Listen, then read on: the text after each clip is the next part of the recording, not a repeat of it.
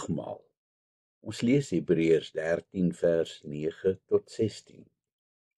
Vandagsinne is 'n baie eenvoudige onderwerp.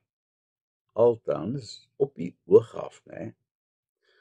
Ons ken almal die gebruike rondom die nagmaal en die betekenis daarvan. Wel, dit is wat ons dink, maar dit is glad nie so eenvoudig soos wat dit voorkom nie. Waarom vier ons die nagmaal soos ons dit vandag doen? En waar kom die gebruike vandaan? Daar's die bekende storieetjie van die dogtertjie wat staan en kyk het hoe haar ma 'n hoender gaar maak. "Ma, waarom breek mami die vlekkies af?" wou sy weet. "Ouma het my so geleer," antwoord die ma. Die dogtertjie is nie tevrede met die antwoord nie en sy gaan vra vir ouma waarom jy die hoender se vlekkies moet afbreek as jy hom gaar maak.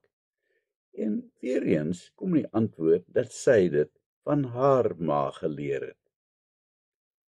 Toe die dogtertjie uiteindelik die geleentheid kry om met ouma Grootjie te gesels, is sy baie nuuskierig oor waarom ouma Grootjie dan vir ouma en mamma so geleer het.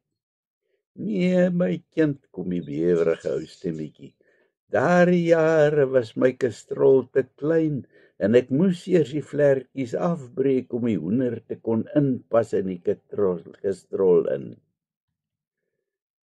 Nou ja, ek het ook maar altyd aangeneem dat die nagmaal vandag so gevier word, omdat die vroegste kerk dit so gedoen het. Ek was verkeerd. Ons weet natuurlik dat die nagmaal sy oorsprong het by die aand voor Jesus se kruisiging, toe hy en sy 12 disippels saam die Paasmaal geëet het.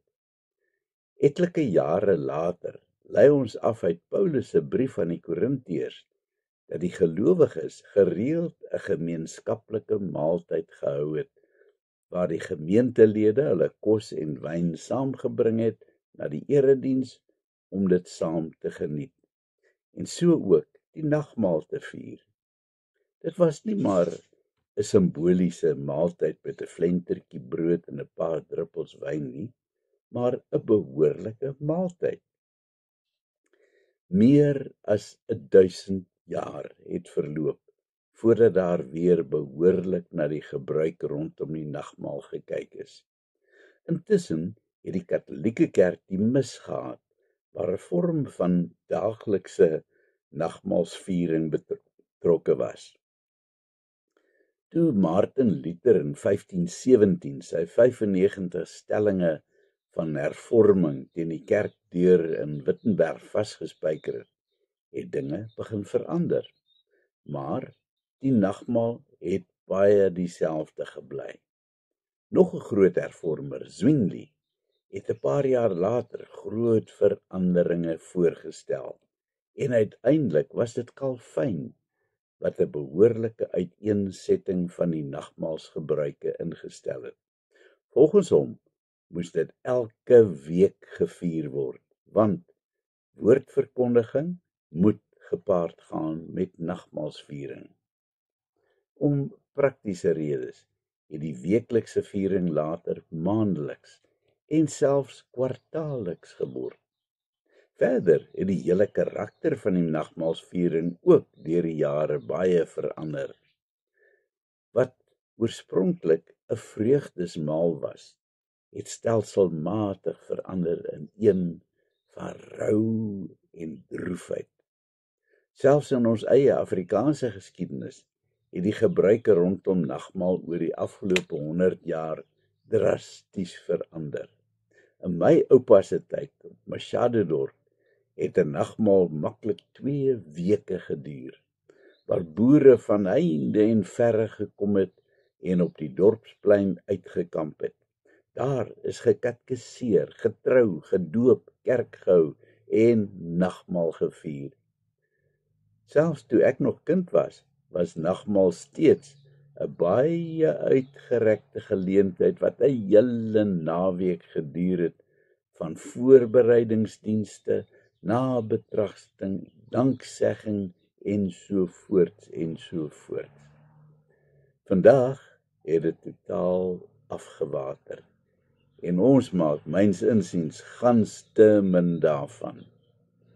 Die wonderlike simboliek van nagmaal gaan dikwels by ons verby, omdat dit maar vir baie mense slegs 'n noodsaaklike ritueel, 'n stukkie tradisie geword het, wat in 'n vlietende oomblik tydens 'n doodgewone erediens verbyvlieg.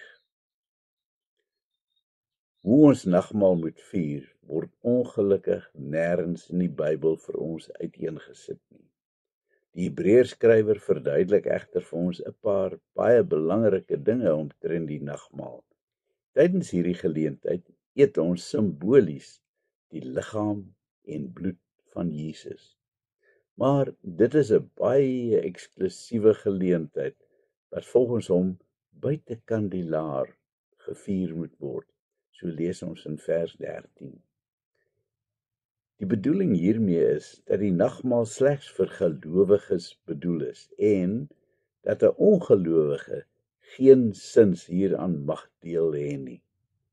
'n Derde gedagte wat die skrywer by ons laat is dat ons met die nagmaal aan God 'n offer van lof bring deur Jesus, deur hiermee sy naam te bely.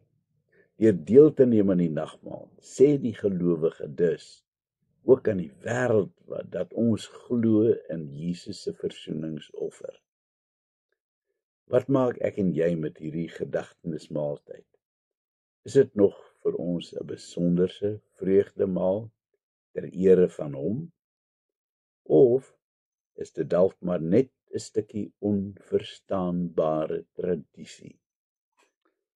En dan wil ek ook vanoggend spesiaal met die leraars praat. Wat maak jy om vir jou gemeente die nagmaal 'n besonderse belewenis te maak? Moet asseblief nie dat hierdie ook maar net 'n formaliteit word wat afgehandel moet word nie.